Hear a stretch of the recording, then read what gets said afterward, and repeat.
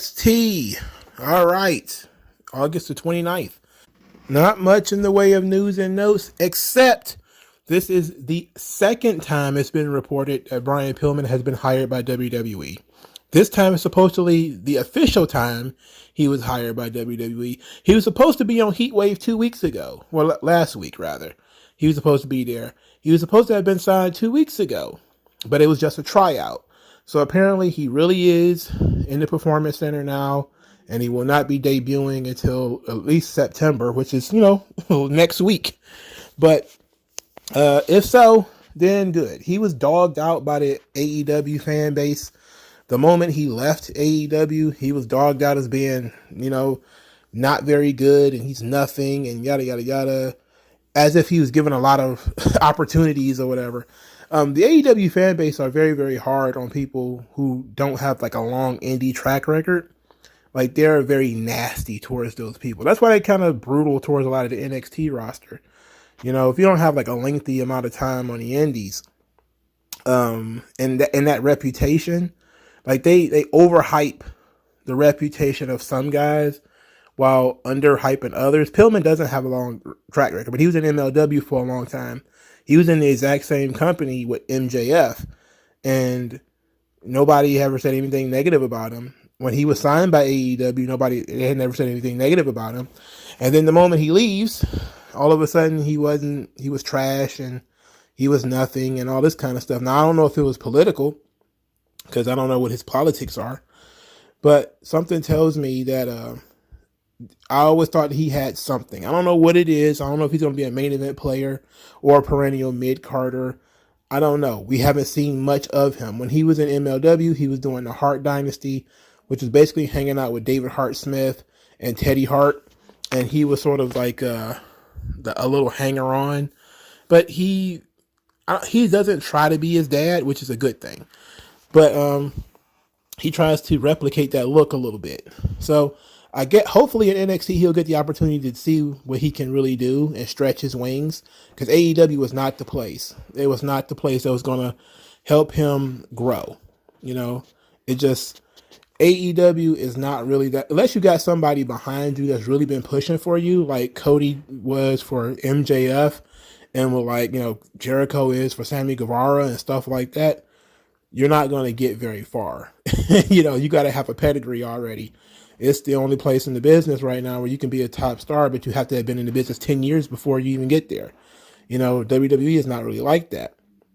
So he's going to get more of an opportunity in NXT. That's, of course, if he ever actually shows up. And I say this because it's a general response that people get more opportunities in NXT than they do in AEW. But I still do see some people in NXT that seemingly aren't getting much of anything, despite having been around for a while. So if he's got something, I think we'll know maybe in about a year, maybe 6 months to a year. I don't think they'll rush it because he doesn't have like a huge name, so they're not going to rush pushing him or anything like that. So he's going to have time to really get busy and get his fingernails dirty and pay his dues. All right, that was pretty much it. The first match on this show was tremendous. The Dyad versus the Creed brothers. Steel cage match. If the Creed brothers win, they are reinstated to NXT. This spins out of the Creed brothers being banned from NXT for losing to the Dyad a couple of weeks ago. They have been tormenting the Dyad since and have goaded them into this match. So really good psychology early. The Dyad come to the ring first. They get in the ring. And during the Creed brothers' entrance, a mob of masked guys attack the Creed brothers. They throw Julius in the ring and fight Brutus and drag him to the back. So now the first, maybe 5 or 6 minutes of the match is basically Julius fighting by himself. And at one point, he does a one-armed powerbomb that is so ill. That was just like, holy shit. It's hard for me to mark out over moves, but when you see this guy fighting 2 men by himself, he's got one guy in like an ankle lock or something like that, and then the other guy walks up on him, he just kicks him in the stomach and power bombs him with one arm. Like, that's nasty work, man. Like, that's truly beast material. And that's something that I really expect from the Creed brothers, man. Like, these dudes are phenomenal. So at about the midpoint of the match, Brutus starts to fight his way back. You start seeing random masked guys rolling around in the aisleway, and Brutus comes walking down the aisle with the dopey haircut. That was the only thing that kind of threw me off, is how silly his haircut was. And he's beating up all of Gacy's random job guys. So he's trying to get into the cage to help his brother, but Gacy's got the key. So Brutus chases Gacy around the ring. He can't catch him. It's one chubby guy chasing another chubby guy around the ring. So then Brutus decides, screw Gacy. I'm not going to chase him. And he tears the doors off the hinges, which is a very cool spot, and it got the crowd really hype. The whole tear the cage off the door, it's fine if it's Kane. It's fine if it's Mark Henry. It's fine if it's the Big Show. There's certain guys who should be tearing the doors off the hinges. I'm not sure if Brutus Creed is one of those guys yet, but they were trying to get him in that mode. That, when he's pissed off, he can tear the door off the cage.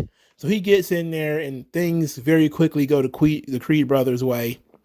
They end up hitting a Doomsday Device, a cannonball, which is that cannonball move that they do is very fucking cool. It's when Brutus goes up to the top and jumps off in a cannonball and tackles his opponent, who's usually on Julius's shoulders. This time they did it when Julius was carrying both the Dyad members. I mean, these guys have freakish strength. This is that amateur wrestling shit, When you're an amateur wrestler, for some reason, you just got that grip strength, that core strength, and you can do crazy stuff like this. So he's carrying both of these guys.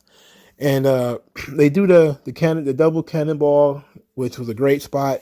Then a double lariat to win the match. It was excellent. Joe Gacy was looking at Eva, who was disgusted, and Eva just stormed off. And Gacy just watched her storm off. And he didn't try to say anything and didn't try to do anything. I think the one mistake here is they didn't try to follow up on that. I guess he was just trying to leave it for next week. But they really should have followed up throughout the night about, Eva being upset and Gacy being disappointed. And we're seeing that the Dyads, their time in NXT is winding down. I think their contract ends in October. So Sean wasn't using them much until they said they wanted to quit. Then all of a sudden he started putting them on TV every week. And he's going to make them work the last couple of days of his contract. But the Creed brothers are back. They're phenomenal. I just don't know what more is there for them to do in NXT, really. They've already been the tag team champions. Hell, they should have been tag team champions a little bit longer, I think. But I don't know what you do now. These guys are just so goddamn good. They're so goddamn dominant that, they should probably be champions for like a year or something like that in order to really establish them. But I don't think they'll do that, especially since the D'Angelo family just won the belts. So they're going to have to find some heels to feud with. Good luck with that, because these dudes are beasts. Like I said, the Dyad and the Schism, they've been teasing a breakup of the Schism for about 2 months now. So I'm guessing we're going down that road where Gacy is going to have to punish these guys for losing, or he's going to be very disappointed in Ava and the Dyad for their ability to lose this match. So I guess we'll see what's going on. All right. Next, we got Carmelo Hayes. He's backstage with the D'Angelo family. All of them are champions. They're talking about being champions. When the Street Profits roll up, and the Street Profits are, chatting it up with Tony D'Angelo. And they're also chatting it up with Carmelo Hayes, who is, a fellow hang out with Lashley kind of guy. After Melo said that he wanted to get rid of this asterisk that's on his record, meaning whether he beat Ilya Dragunov on his own or not, he leaves to go, sort that out. And the Street Profits tease that they're going to challenge the D'Angelo family for the tag team titles, when all of a sudden a random girls brawl broke up the conversation. We find out later that it's Lola Vice and Elektra Lopez fighting with Dana Brooke and Kalani Jordan. They ended up having a tag team match that Lola Vice and Elektra Lopez wins. So let me say this. Kalani Jordan, is infinitely better than everybody else in this match. She's incredibly smooth. She's spotty, which is the style of today. And by spotty, I mean that she knows how to do her stuff. She knows how to, she's very agile. So, and all of her stuff looks choreographed. I mean, it does, but, that's just the style today. I'm not sure she can actually wrestle. But when it comes to putting her next to Dana Brooke, she's Ricky Steamboat, for Christ's sake. Lola Vice is impressive. She's better than Elektra Lopez. Elektra Lopez has been around for a while. Her improvement has kind of hit the ceiling. But Lola Vice looks good. Kalani Jordan looks great. Dana Brooke is Dana Brooke. I don't think they really did much of anything in that match that is worth talking about. But since I mentioned it here, I might as well go ahead and get it out of the way. Back to our regularly scheduled programming. Carmelo Hayes wants to get rid of this asterisk. There's whispers that he can't beat Ilya Dragunov on his own. He goes to Trick Williams and talks about this problem of his. And then says that, well, Trick, you fought him last week. Do you think I could beat him? And Trick Williams is giving him compliments, but he's not saying yes. And so Carmelo Hayes is like, look, man, I'm asking you straight up. Do you think I can beat him? And Trick just kind of just looks at him. And then Carmelo's like, you know what? He thinks that Trick is doubting him. So then when he walks off, Trick is like, I don't think you can beat him. And then everybody's like, ooh. He's like, I know you can. So they're still hanging out, but they're kind of teasing dissension between the two. Trick is he's trying to separate himself from Carmelo Hayes. Carmelo Hayes wants to be able to prove he got a chip on his shoulder. He wants to be able to prove that he can beat Dragunov on his own. So after the show, off the air, Carmelo Hayes goes to Shawn Michaels' office to talk to him about this match. He wants to try to fight Dragunov again. I'm cool with this story. I actually like this idea. This is a guy here in Carmelo Hayes who's a very proud champion. Takes a lot of pride in his ability to win these matches and be the best. And the idea that there's people out there who thinks that somebody is better just because, of a little help, not even on purpose, then that would nag at you a little bit, But sometimes they say it's better to be lucky than good. And then other people say, well, if you're good, then luck comes easy. So there you go. All right, so the Carmelo Hayes angle, I'm enjoying it. That's fine. Next, we got the NXT G1 tournament, which they're calling it the Heritage Cup Invitational. It's unreal how many times they get upset when WWE copies stuff from other places. So this is clearly a ripoff of the G1 Climax from New Japan Pro Wrestling. But it doesn't matter how many times, nobody ever gets angry when New Japan ripped off the Royal Rumble or whatever, and nobody cares. But when WWE rips off the G1, all of a sudden, what are they doing? What do they think is going to happen? Like they're just having stupid round robin matches. I hate this tournament, by the way. I hate this tournament. It's, oh God. When you start talking about points, I'm like, oh, brother, points? Oh, God. Single elimination works for me just fine. So they split 8 men into 2 blocks. Block A, or Group A, as they call it, because they don't want to call them blocks, because New Japan already calls them blocks. You got Axiom, Charlie Dempsey, Butch, and Tyler Bates. Block 2, Duke Hudson, Nathan Fraser, Akira Tozawa, and Joe Coffey. A win gets you 2 points, a draw gets you 1 point, and there's 12-minute time limit on each match. Oddball thing here, this is for the Heritage Cup. The Heritage Cup is a British round system. There's no rounds in this in the tournament. So it's not, you're fighting in a non-Heritage Cup style for the Heritage Cup title. It seems to me that they're about to basically make this a TV belt and give it a 12-minute time limit. That seems to be where they're going with it. They're going to end up changing the rules eventually. Trying to move it away from that British round system and more towards the old WCW television title. And I hope they do that because I don't really like the round system. I know. I'm sorry, Brits. I know your whole world of sport. I get it. but I don't like the British round system. Let's go to the old US of A, the old NWA television title concept. I think that's fine. The time limit and everything, that works out for me. So the first match in this tournament was Charlie Dempsey versus Butch. Butch of the Brawling Brutes, aka Pete Dunne, who came out to the Brawling Brutes theme, which I know disappointed so many people. They wanted him to come out as in the Pete Dunne theme at least. To be quite honest, he's been Butch for a couple of years now.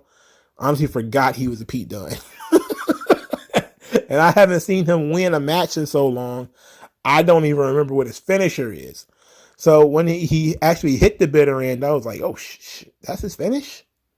Like, it requires for him to actually pick up people and spin them in the air. Like, what the hell? Anyway, Butch wins. Charlie Dempsey's okay. He still needs some work, clearly, but he hasn't been around that long. I think he's only like 3 years in. So he's still a very young talent. The amount of hatred that Charlie Dempsey has online, I don't have no idea. And I think it's purely because William Regal left AEW to see, because nobody talked about this kid before, right? Like, he was in NXT UK, he was kind of struggling a little bit. You know, he wasn't there that long.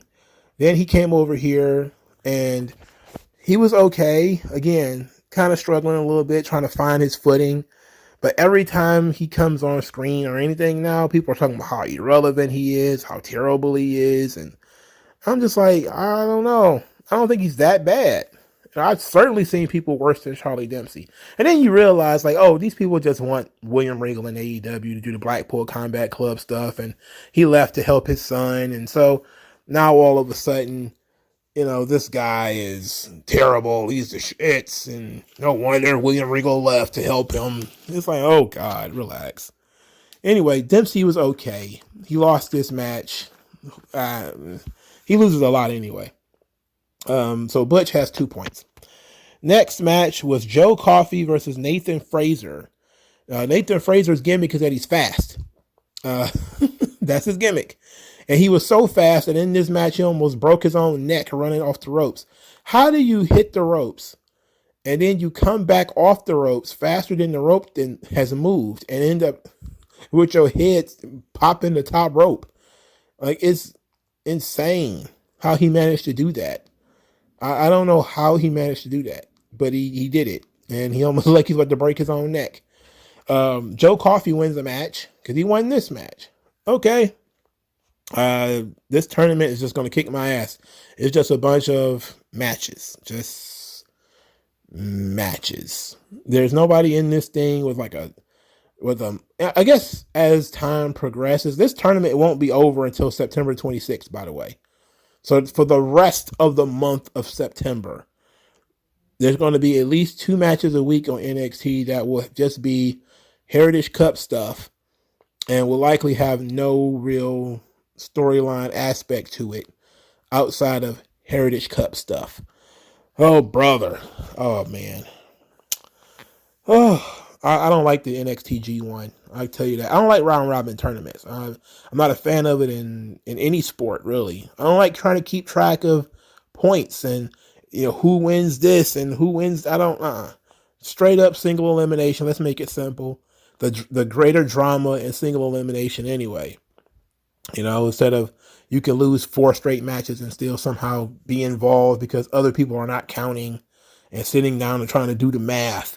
I'm not about to try to do no math. I don't want no sports book. I'm not about to do that shit. But since Noam Dar is involved, I guess we should talk about Noam Dar right now. He interrupted Ilya Dragunov, who was giving Trick Williams his props for how he stood and fought, and said that it was now time for him to turn to his destiny, which is, of course, the NXT Championship. When he was interrupted by Noam Dar and the Metaphor, who were on the stage of the balcony watching the tournament matches, and he just decided out of nowhere for no good reason that he's going to pick a fight with Ilya Dragunov, which is one of the dumbest things possible. But after they were being very annoying too, by the way, the Metaphor. I mean, they were super annoying, and they were more annoying than usual here, and it was more aggravating than heel heat. And anyway, Dragunov wanted to kill Noam Dar. Dar was willing to fight Dragunov, but Oro Mensah took up for him, saying that Ilya Dragunov does not deserve a match with the Heritage Cup champion. And so he challenged Ilya Dragunov to a match next week, to which, of course, Ilya Dragunov accepted. Pretty oddball decision here to spend so much time building up Dragunov versus Oro Mensah, and then to distract Dragunov with this. It's like Carmelo Hayes is trying to get a rematch with Dragunov by going to Shawn Michaels. Instead, he could have just went straight to Dragunov. Like, why not? You know? And Noam Dar talking shit to Dragunov, which is well within his character. I mean, he talks shit to everybody. But it seems like it was unnecessary to have him involved here. But Oro Mensah versus Ilya Dragunov should be fun as a match. Next, Dragon Lee thinks he should be a top contender for the North American title because he beat Dominic Mysterio in the mixed tag match last week. Mustafa Ali shows up, says that, nah, you had your one-on-one shot with Dominic Mysterio and you lost. It's not fair that you should get another one. You know, it's up to me now. Aren't we tired of seeing this outsider Dominic Mysterio as a champion? And for some odd reason, Dragon Lee agreed with this, even though, Mustafa Ali is also an outsider. And he said, well, if you're sick of it, then you should let me handle it. So Mustafa Ali wants to be the number one contender. Dragon Lee wants to be the number one contender. So we get the only Dominic and Rhea spot of all night, where they are having some kind of short video where basically they said Dominic Mysterio or Rhea Ripley wants these two to have a match in which Dom will be the referee. So Dragon Lee versus Mustafa Ali, number one contender with Dominic Mysterio as the ref. Do you know what that means? It means triple threat match. And I don't like it. I don't like it. Dominic gets to pick his own opponent, which is, if that was going to be the case, it would be fine. But I'm telling you, I just smell a triple threat match. This is going to be absolute dog water. Hey, what is up with the fatal four ways in the triple threat match? I'm sorry. I shouldn't get upset about something that hasn't happened yet. The likelihood that it's going to end up in a triple threat has my blood pressure pretty high. If they give us a clean winner, I would be surprised. Something tells me Dominic is going to not care, probably beat up both of them. It's going to call it a double disqualification. And since nobody lost, they both get a shot, and everybody's going to be like, no. Bring it down. Namaste. Angel Garza and Humberto Carrillo, they had a shared dream about their grandpa. And they both woke up with scars on their chests, like they've been clawed by cats, which of course is a pedals del mal sign. And they talk about their granddad and how they do everything side by side, and now they have to start from scratch. Interesting, wink, wink, nudge, nudge. The scratch logo, and now they have to start from scratch. And Angel says that he has their grandpa's fire, while Humberto has their grandpa's heart. And together they have to carry on his legacy. And apparently they will re-debut next week. I'm very interested in how this is going to look. And I really hope they don't come out looking like the Wolves. Do you remember the American Wolves, Eddie Edwards and that other guy? What was his name? Davey Richards. That was his name. So when they had that paint on their chest that looked like claw marks, and they used to go into the camera and be like, rawr. Oh, how cheesy was that? Remember when they were one of the best tag teams of all time, I heard, for a short time, when they were really good? Oh, the Wolves. Oh, they're one of the greatest tag teams of all time. Everybody says that all the time, right? Anyway, I'm interested in seeing their re-debut. I like both of these guys. I have been a supporter of the Los Lotharios concept.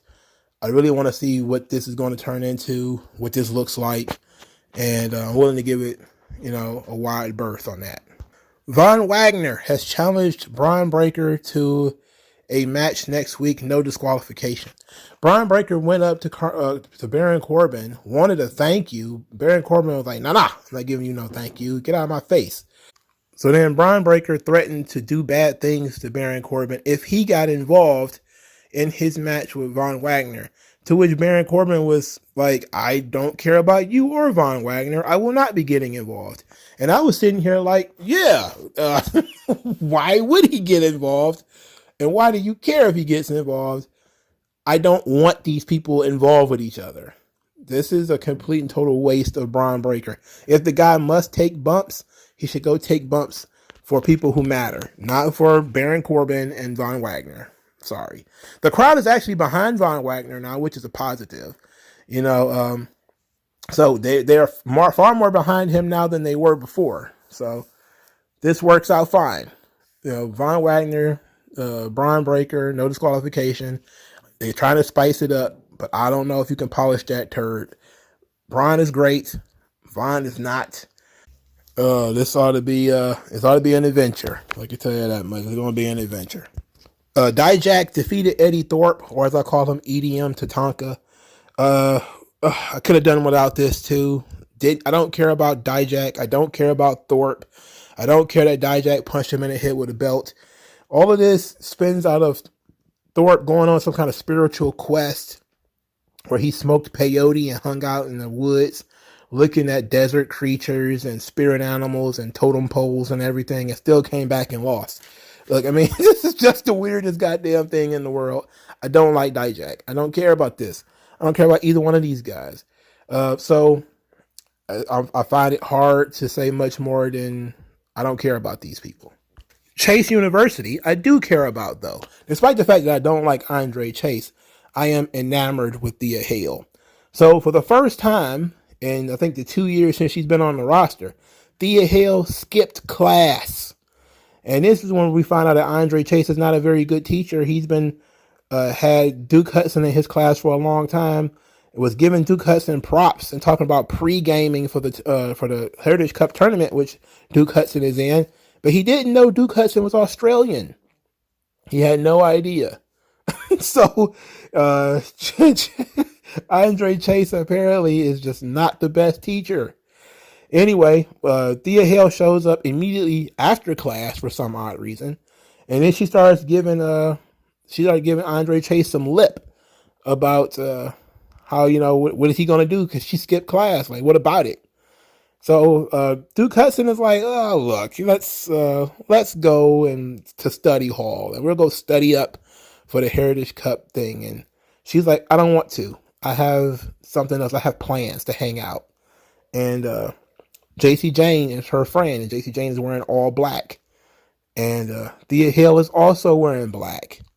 They've inverted the Chase U colors for Thea Hale now, where she wears like black, red, and white, while everybody else wears red, white, and black. So they've inverted her colors. So you know what that means. You know what that means. She's going to the dark side. I'm interested here with JC Jane being the bad influence. Okay, she's being the little devil on Thea Hale's shoulder. I'm okay with this. They need to introduce another girl, though. It would have been nice if there was another girl student that Thea Hale could fight with, but I'm pretty sure they'll just have to come up with one. It'll probably be like Roxanne Perez or something like that. I don't know. But Thea Hale going over to the dark side because she's very disappointed and upset with Andre Chase. Okay, I'm good with this. She's heartbroken. And she's not quite knowing how to handle it. She's being immature. She's running around pouting, which is very strange because usually she would have that spark, that fire, that desire to get back in it. But that seems to be gone. Now she's cold and distant. All right. They're showing range to that character. I like it. I like this for JC Jane too. I wanted them to do something with her.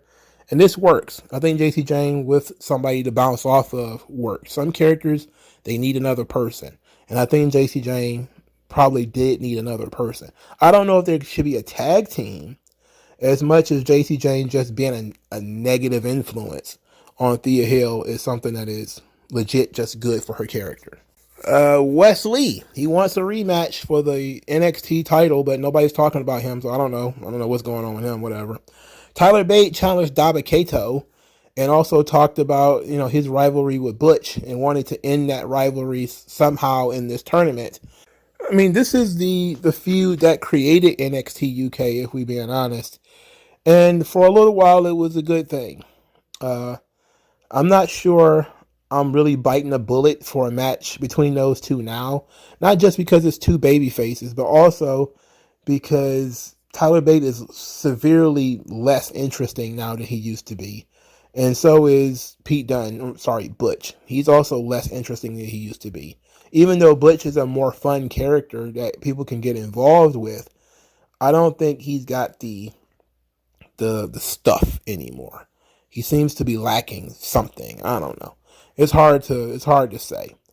But I guess they're gonna have the match because everybody knows who these guys are, and if you're a work rate guy, especially if you're an NXT UK work rate fan, you'll probably be very excited for the day that they have Pete Dunne versus Butch, which will probably be the finals of A Block.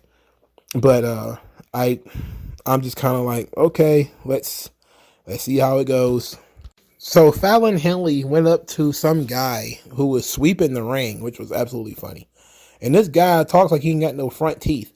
And she was apparently talking about how badly and how poorly Dempsey and Gulak treat this guy, because he's their dummy, the guy who they choke out and beat up every week.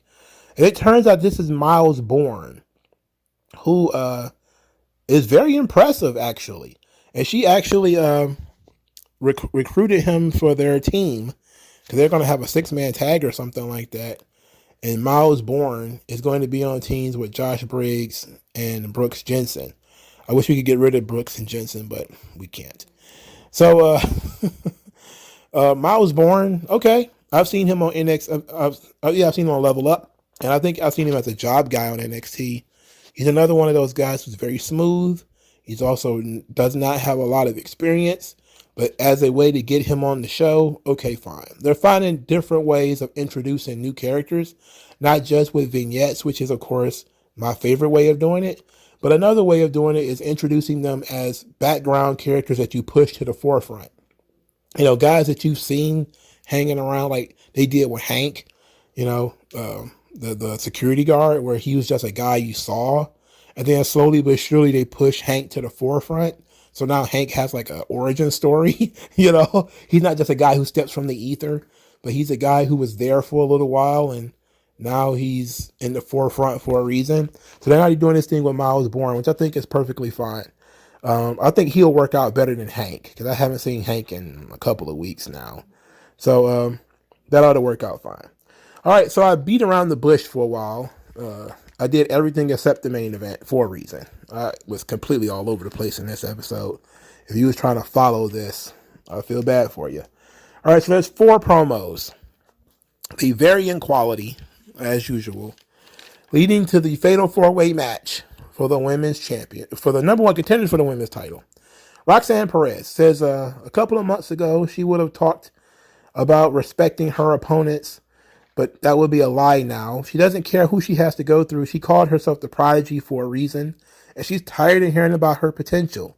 She wants it now. She wants the thing that she lost. She wants it back right now. This is legit the best promo she's ever cut, because it actually feels like she's talking and not reading something or trying to inspire you. It also has a little bit of edge to it, where she's being kind of cocky, saying that they called me the Prodigy for a reason. It's time for me to fulfill that right now. This is the best promo she's ever done. Next was Gigi Dolan, who says that this is a match of the devil you know versus the devil you don't. And says it's going to be chaos. You got to have a mean streak to win this match, and she's got one. Then she said the stupidest thing Tiffany Stratton ever did was let her in this match. It's about on par for Gigi Dolan, which means it's okay, but kind of cringe in her delivery. She comes across like she's playing a character and not like she's talking, which is a problem. It just doesn't feel good. Doesn't feel like a good promo. A good promo doesn't just have good verbiage, has good emotion. I don't feel like she synced her emotion with her verbiage yet. So Kiana James says that Kiana James means success, And unlike everybody else, she doesn't make excuses. She makes things happen. And that her success is measured by actions. I actually think this is the most effective promo of the night in terms of telling everybody who she is, what she stands for, and what she means. She's about being successful. That's her thing. She doesn't care how she needs to do it. She just wants to do it or feel like she needs to do it. Blair Davenport says that she's the only one on this list that doesn't have a championship to her name, but she has a history of hurting people and destroying women. And now she's got 3 victims, and she's going to take pleasure in causing them pain, which seems very, a lot like, Skeletor or something like that. Like she's the Cobra Commander. I am going to destroy you. The Rita Repulsa.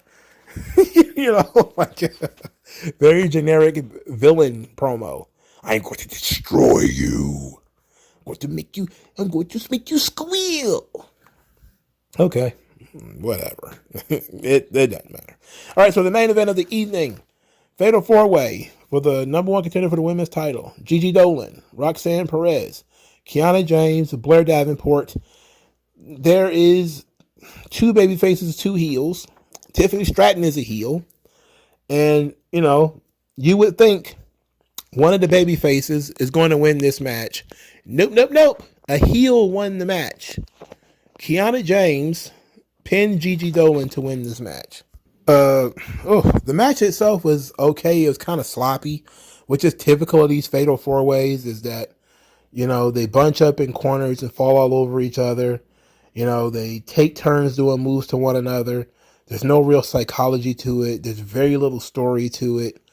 I don't like these things. I want people to stop trying to hide people in fatal 4-ways. This is why folks have a very difficult time getting over. You put them in a stupid fatal 4-way where you split the crowd. You have 2 baby faces in this match. So instead of building one baby face who could come out on top and actually get over and challenge Tiffany, you put 2 baby faces in there where everybody's kind of like, well, I want this girl to win. Well, I want this girl to win. And then the heels are kind of okay too. So people are kind of like, yeah, why split the audience 4 ways? Because a 50-50 split is bad. So what's a 25-25-25 split? That's not good. That's even worse, right? Even if it was some variation that equals 100 of like 30, 30, 10, 30 or whatever, that still is not an appropriate way to build characters. Fatal 4-way is stupid. Stop doing this. By the love of Sherry Martel, stop doing this. Stop with the fatal 4-ways. Build somebody. Make it make sense. You did it with Thea Hill. It worked right there. Thea Hill worked. She was more over than she'd ever been before because you let her be the baby face. You let her challenge Tiffany. You put her in the ring with Tiffany. People wanted her to win. You didn't give her the belt, which is probably the right decision, but ultimately, that's how you made Thea Hill. A lot of these girls in this match, they struggle because they keep getting put in matches like this. Triple threats, fatal 4-ways, battle royals, and goofy shit like that. If you don't have any faith in their ability to hold people's attention in a one-on-one match, don't put them in here. Put somebody else in there. It's a very bizarre thing, and it's very frustrating. I'm so sorry. Gigi Dolan not winning this match, but it seems like she would have been the perfect opponent, especially since this match seems to be a one-off. I've heard some rumblings that Becky Lynch is going to work NXT. I probably should have brought that up during the news and notes segment, but there's now some rumblings that Becky Lynch is going to do a short run in NXT, and she's probably going to end up working with Tiffany Stratton. That's great for Tiffany. It's absolutely fantastic for Tiffany. Why not prepare her to wrestle Becky Lynch? I get it. You think, oh, it's Becky Lynch. It's not going to mean anything. You could just send her down to NXT. Whoever you put against her is going to be a villain. It won't matter. It's like if you would have taken Tiffany Stratton, the entitled, nasty heel, and she just screwed over another young, hot baby face in Gigi Dolan that you spent time building and putting, even if it was, Roxanne Perez or Kalani Jordan or whomever. It could have been anybody. I'm just using Gigi Dolan because she's in this match. If you'd actually put the effort into getting somebody over for Tiffany Stratton to either beat them straight up or to cheat, and then you had Becky Lynch come in to sort of right the wrongs, then think how much more over that would be, rather than, okay, Tiffany Stratton beat Thea Hale. Okay, that was good, but she had a little bit of help there. And now her next opponent is going to be Kiana James, who is another heel, who, last we checked, she was covering people in paint and talking about how, Gigi Dolan's mother was trailer trash and all this kind of stuff. It's like, we don't want to see her succeed. We want Tiffany Stratton to win that match, right? So, I don't, why? Why did you book this like this? I'm cool with, Kiana James getting a one-off title match, but why is it against another heel? I don't know. Kiana James has the ability to be a really good heel on the roster. They just refuse to be consistent with her push. And it's the same thing with Gigi Dolan, where she's got something, but that lack of consistency is really, really screwing everything up. It was a big problem that they had with Toni Storm in NXT. The same thing with Bianca Belair. That you have somebody who's got something, but you keep tying this anchor around their ankle because they're not the best in-ring worker. So now you kind of like, okay, well, I don't feel like you should work a singles match because you're not the best in the ring. It's like, instead of giving them that experience and letting them go out there and make them mistakes, it's NXT. It's not Raw. It's not SmackDown. It's not WrestleMania or anything like that. It's a nothing televised match on NXT. Let them get their opportunities to get their stuff together. And if they fall flat, then they fall flat. I mean, it is what it is, but at least you tried, take some risks. NXT is the place where you take risks. Why would you be conservative on the NXT roster? That doesn't make any sense.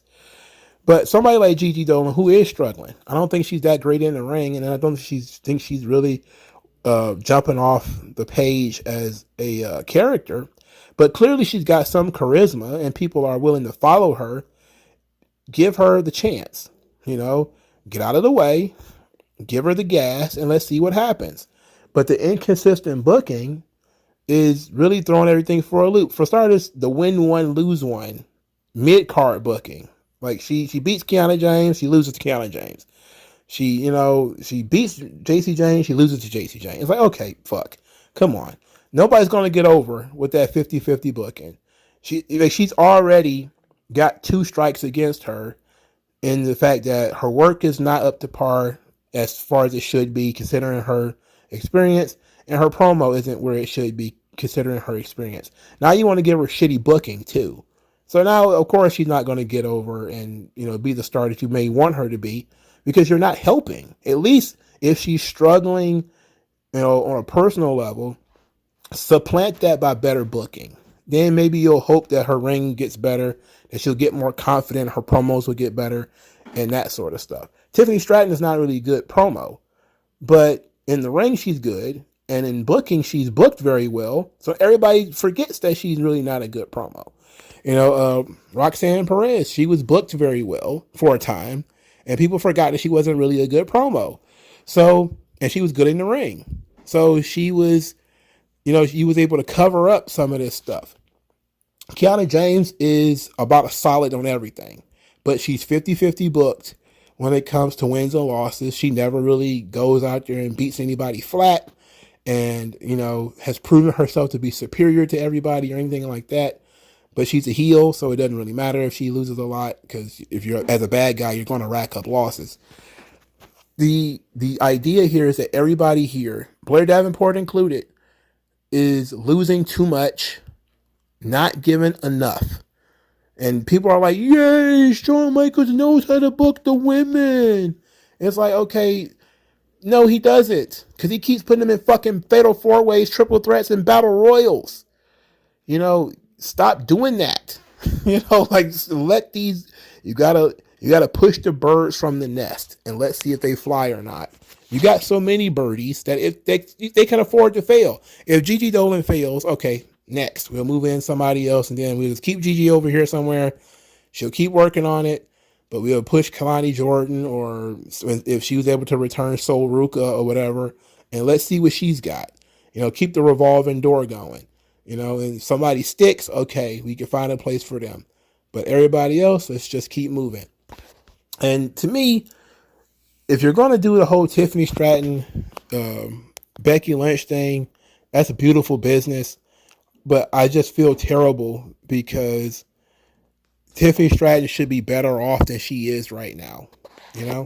She should be stronger as a character than she is. She should be more visible than she is. The booking stopped. She was bolstered by very strong booking, and then the strong booking stopped. She was made to look sort of weak and beatable against Thea Hale, which was fine because it was about, Thea Hale's character, not necessarily about Tiffany Stratton's. But since then, they haven't done much of anything to really bolster her and elevate her. And giving her one win next week over Kiana James or whatever, that's not enough. I'm sorry. You should have done more if you're going to prepare her for a match with Becky Lynch, or even a feud if she's going to wrestle Becky Lynch more than once. So the opportunity is there. It's just, and the talent and the potential is there. But I just don't think Sean is doing enough to make the girls really shine. He's not really polishing the girls, I enjoy that he actually does vignettes for them. He lets them talk. He puts them in more matches than anybody else. He gives them time, but it's not consistent. That lack of consistency is really slowing up the division. It's terrible across the board when it comes to wrestling right now, when it comes to the women's division. They don't invest a lot of time. At least they don't invest a lot of time consistently. I mean, probably the best consistent story that they've been telling in wrestling has been Toni Storm. It's been the 90-second promo she does on Collision, where she talks about where she, dogs the microphone holder, puts over her posh accent how good she is and how depressed and upset she's been, and then she throws a shoe at the microphone holder. That's it. And then she goes out. She doesn't even wrestle that much. She hasn't wrestled on Collision yet, but they did a good job of telling her story. This is consistently. You go through it consistently. This is what Sean is missing. Where's Bronco Nima and Lucien Price? Where are they? Where's Hank and Tank? There's people who come and go. What happened to Scripps? What happened to the Scripps Axiom feud? Is that over? Is it? I don't know. This kind of stuff, I'm pinpointing the girls mainly because that's where he gets so much credit, is for how he's booking the girls. What I'm saying is he needs consistency, throughout the entirety of the roster. Some guys are booked consistently very well. Carmelo Hayes, Tony D'Angelo, booked consistently very well. Noam Dar, even though it's a little 50-50, he's booked consistently pretty well. So there are some people out there that are booked Ilya Dragunov. Brian Breaker is even booked pretty well. I know he hit a skid for a while. He was losing more matches than he should have. But generally speaking, Brian Breaker is booked pretty well. And that's a good thing. But then there's other people who they're there sometimes and they're not. They debut and then they disappear. They're involved with an angle, then they're not. This angle is dropped and then this thing is started. It's like they seem to be leaning towards Tyler Bate and Wes Lee having a match or getting in each other's face. And then out of nowhere, Tyler Bate's now feuding with Dabba-Kato? Huh? That's dumb. They seem to be leaning towards a Wes Lee heel turn. And then that stops. Now he's chilling on the beach again, thanking the fans for all their support instead of being mad that he lost and disappointed that he lost because they were leaning towards him turning heel. I don't know. It's a lack of consistency. And that's the only thing I've had a problem with at NXT is there's a lack of consistency in the booking. I've really enjoyed the shows though and the character work and what they've been trying to do with the characters. But some of it seems very inconsistent. I need to tighten that up. But other than that, I like NXT. What do you guys think? Let me know in the comment section. I'll talk to you guys later. Peace.